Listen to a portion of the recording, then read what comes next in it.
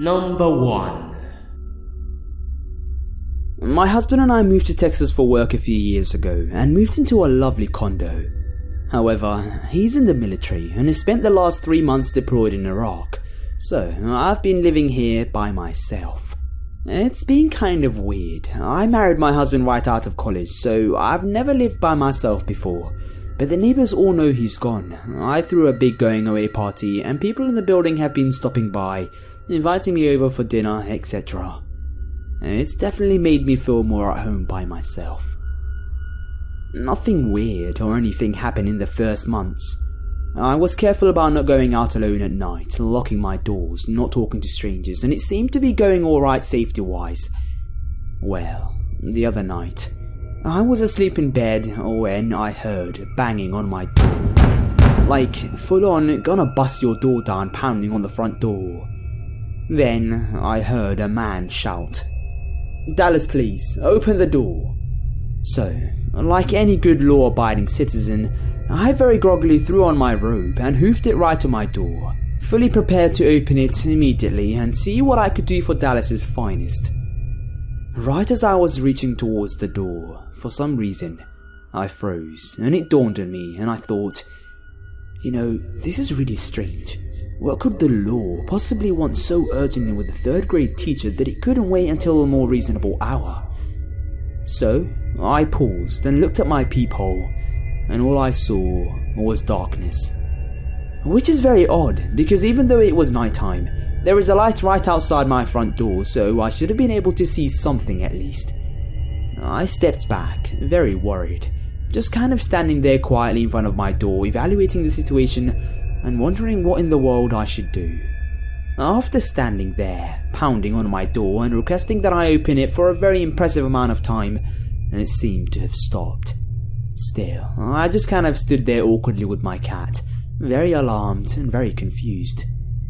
Then I heard at least 2 men start talking in hushed tones.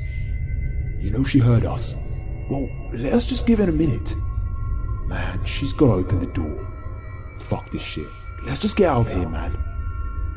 At that point, as soon as he said that, I knew there was something rotten in Denmark. No policeman is going to say, "Fuck this, let's just get out of here," because police are typically the folks that people want to get out of places to avoid. So, still kind of groggy, but at that point, awfully damn sure I wasn't going to open the door. I turned in my heel and briskly walked back to my bedroom, where, like the grown woman that I am, I pulled the covers over my head and sat there silently, eventually falling asleep. I woke up next morning, the odd situation from the night before far removed from my mind as I got dressed and ate breakfast. As I was leaving my house to go to work, I noticed it. There was a wad of duct tape on my peephole. I realized I should have called the actual Dallas police, so I took the opportunity to very calmly run back into my condo, lock the door and call the police.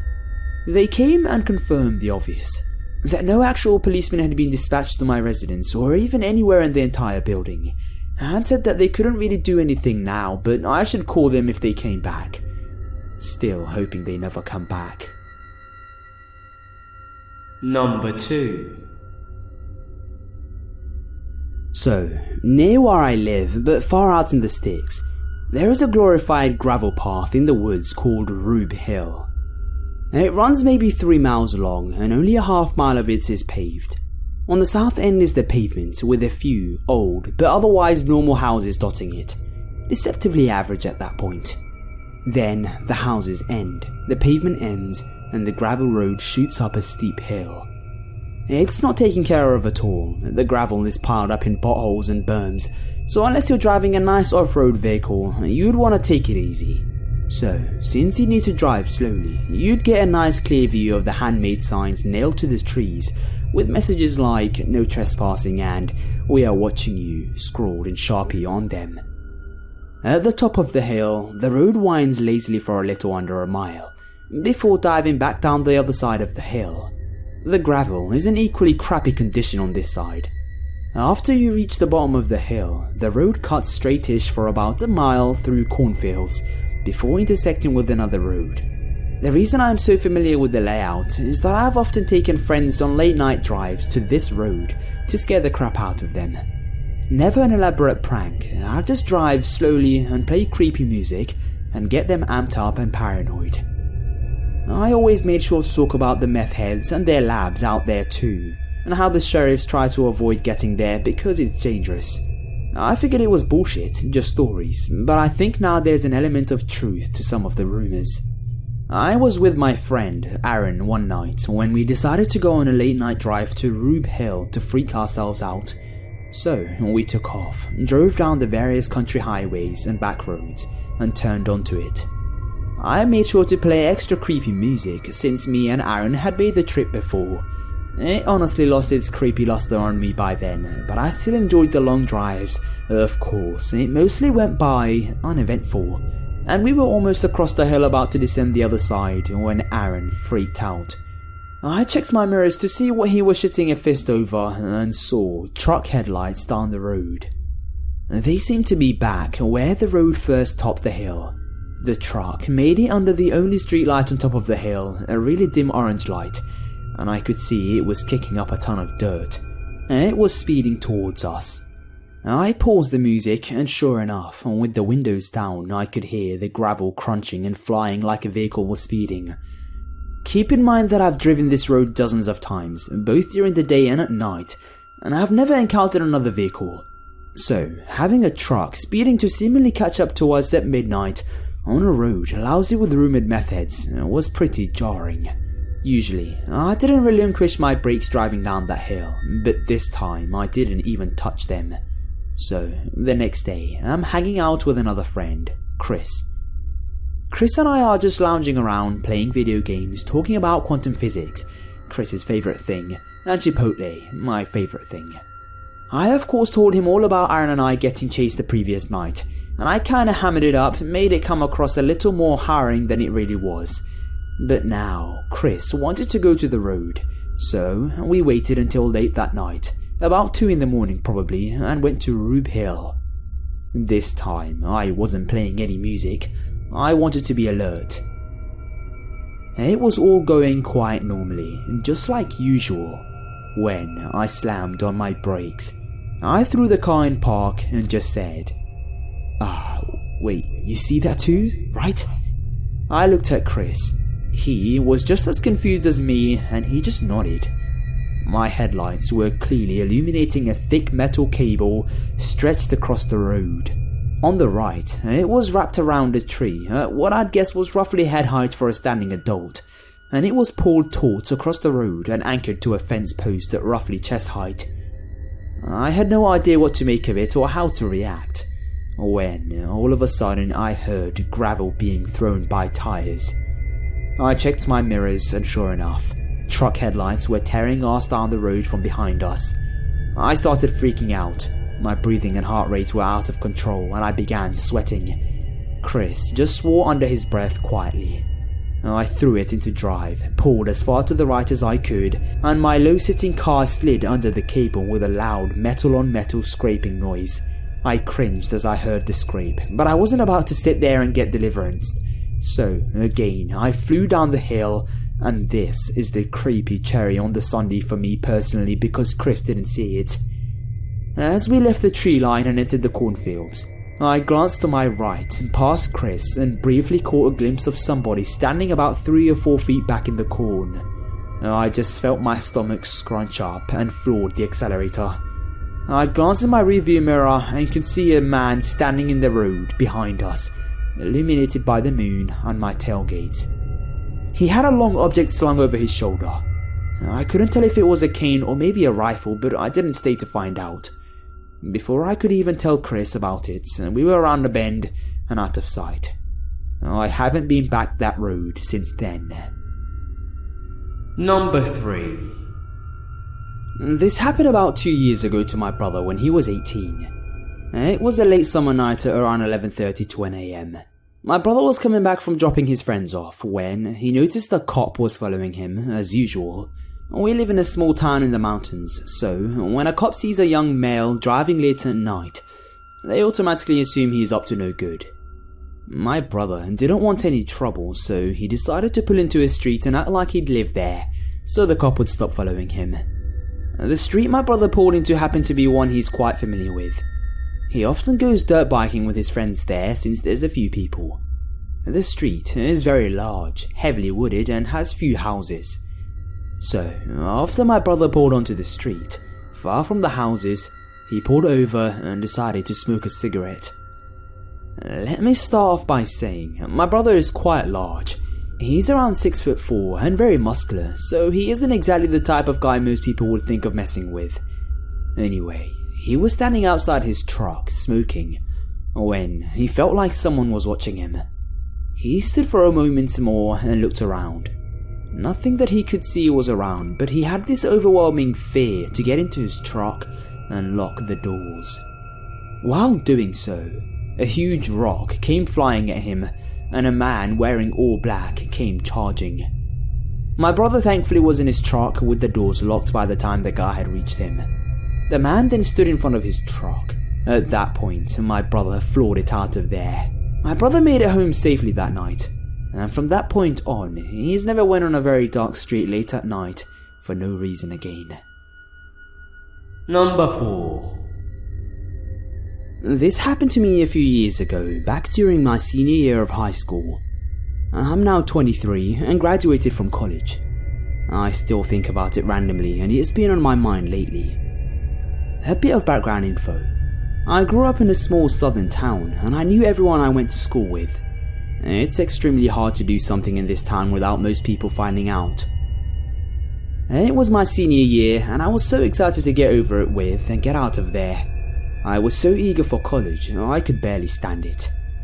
We met once a week in our homerooms to discuss certain requirements we had to meet to graduate and to keep us on track.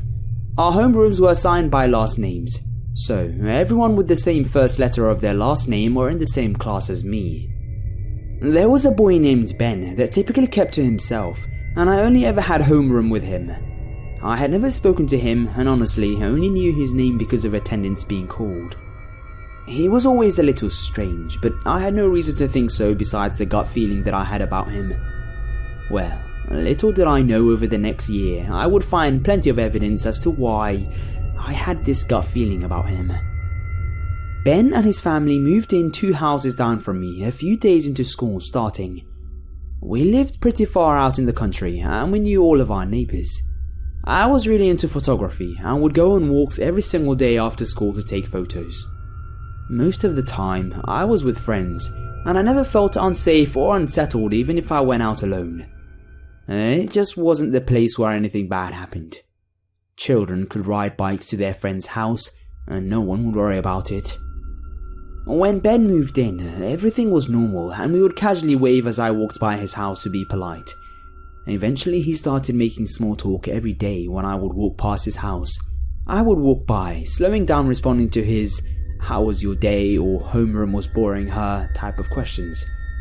I made sure to keep walking, however, because I only had a certain amount of time to take photos, and I wanted to get home before sunset. None of that really freaked me out, but it was kind of weird that he was always on his porch every time that I walked by every single day. A few weeks later, he started showing up at my locker in between every period, waiting for me, asking my friends where I was, etc. If I didn't go to my locker, he would leave me notes in detail about how he couldn't wait to see me after school, how he wanted to build our relationship. Needless to say, at this point I was freaking out. All I was doing was being nice to him and speaking as normal acquaintances. When he wouldn't stop leaving me alone at school and I didn't feel comfortable going on my usual photography adventures, I decided to tell my parents. I didn't really feel in any danger, but he literally lived a few hundred feet away from me, so I thought they should know what was going on. They assured me that I was fine and he probably just had a crush on me. Nothing would happen. I decided that I didn't have to talk back to him, so I started to avoid him. Then, of course, it got weirder. I had a POS card that wouldn't even lock. He started going through my car, I guess at night, and leaving handwritten letters telling me how he listened to all my CDs and I had a great taste in music, how my air freshener smelled exactly like me, etc. One of the creepiest things he did was hand wrap a butterfly trinket and leave it in my car as a gift. He clearly started to notice me avoiding him, so the letters started to take a turn. He would write me almost every single day about how I was going to regret not talking to him. That when he died a violent death, I would cry over his grave and be haunted by the thought of ignoring him. It was bad. My parents were so freaked out by the letters they decided to show my principal, and since most of the letters he left were in my car or on the front porch, no disciplinary action was taken. Here's what really got to me. One night, around 2 a.m, he knocked on my parents' bedroom window, whispering my name. It woke my parents up and my dad chased him for a mile down the road. That was the last straw. My parents did some research and found out that he had a probation officer for some minor offences. They contacted the officer and let her know what was going on. After that, things did simmer down quite a bit. I just ignored him and tried to live life as normally as possible. The only way it stopped was me going off to college and moving away. I found out recently that he tried to enroll in the military and was kicked out. Then, shortly thereafter, arrested for armed robbery. Number 5. This encounter happened to a friend and a co-worker of mine about 15 years ago in a suburb of LA, California. My friend, I'll call her Jody, lived with her parents and older brother in a house in a pretty nice neighborhood, and they didn't really worry about crime, break-ins, etc. One night though, at around 2 a.m, Jody was woken up by a loud knocking at the front door. She jumped out of her bed and ran into the hallway, where her parents and brother were coming out of their own rooms. The knocking, now a pounding, continued. "Stay here," said her father, and made his way towards the door. All of a sudden, there came a muffled male voice shouting, Help me! Help me! Jody and her mum grabbed each other in fear, and her dad looked out the peephole. "There's nobody there," he said. He looked out the front window, where you could see part of the front door and porch. He still didn't see anyone. He walked back towards his family when the loud knocking began again, this time even more frantic. Again, a voice shouted, Help! Help me! Jody's dad went to the phone and called 911, and while he was talking to the operator, her brother walked up to the front of the house. The pounding was still going on, getting faster and faster, until it was a constant banging. Help me! Help me! Oh God, help me! Jody, in tears of fright by now, looked over at her brother, who was standing in the family room, which was located to the left of the front door. His face was white, and he made an arm gesture for them to join him. Jody, her mum, and her dad, who was off the phone with the police by now, hurried into the family room, where they immediately realized why her brother's face had gone pale. The pounding and shouting was coming from underneath the family room floor. The police arrived minutes later, and it turned out that some guy in his mid-20s had gone all out of his mind that night on crack, and had somehow made his way into the opening of the crawl space under the house, located underneath the family room window. They never found out exactly what his intentions were, but they assumed he was trying to find a way into the house to rob them, but then got disoriented because he was so high, and then freaked out, hence the pounding and shouting. This story gave me goosebumps the first time she told me, and I thought I'd share it with all of you. Number 6. My story takes place in my home country, where people are more likely to believe in the paranormal. I was around 18 when this happened. I was at home and it was late at night, around 11 p.m. I got into a fight with my boyfriend, as teens tend to do, and naturally, it got overdramatic. There was yelling on phones and tearful confessions. When I put the phone down, I got an idea in my head. It's the stupidest thing I'd ever done. I decided to walk to his house and confront him face to face. He and I only live 15 minutes apart if you walk. However, we're separated by roads that are very dimly lit. If you drive past, you'll never see anyone on the sidewalk. People just don't walk there at night because it's really dark. We basically live in a part of town consisting of gated communities, and I was going to walk from mine to his. So, I put on a sweater, some shorts and sneakers. My appearance plays a big part in this because I have a very stereotypically Asian doll look. Bangs, long straight dark hair, rather pale skin and everything. I'm a short girl, only 5 feet tall. Until now, I could look 12 if I really wanted to. Basically, I'm the last person in the world who would look threatening, and that's not good for me. But that night, I was angry. Deep down, I knew walking there was fucking dangerous, but I wouldn't listen to the alarm bells in my brain. I set off, walking at a brisk pace. It was dark. There was no one on the streets, and I was completely alone and angry. So angry that I suddenly got a nosebleed. Already, I've been tearing up from the drama, and that had to happen. I get nosebleeds when I'm stressed, so out of nowhere, blood gushed from my nose and splattered all over my clothes. It was like a running faucet, and I wiped it a bit with my hands. So, my hands got bloody too. My face was tear-streaked and blood-stained. I looked like a mess. Nevertheless, I was too pissed to stop or turn back or even care. I kept walking, even more pissed now that my clothes were ruined. In my head, I looked like an idiot. And then I saw them. I froze. I just crossed the street. The sidewalk had a wall to the left because there was another gated community. To the right was the road. I saw figures moving. Men. Around 4 or 5. It was dark so I couldn't see their faces, but there was a ladder leaning against the wall. One of them was on it. They'd been talking, and I could see the glint of tools hanging from their belts. A saw, a hammer, etc. At first I thought they were repairmen, since it's normal around here for public repairs to be done late at night so that it doesn't get in people's ways in the morning.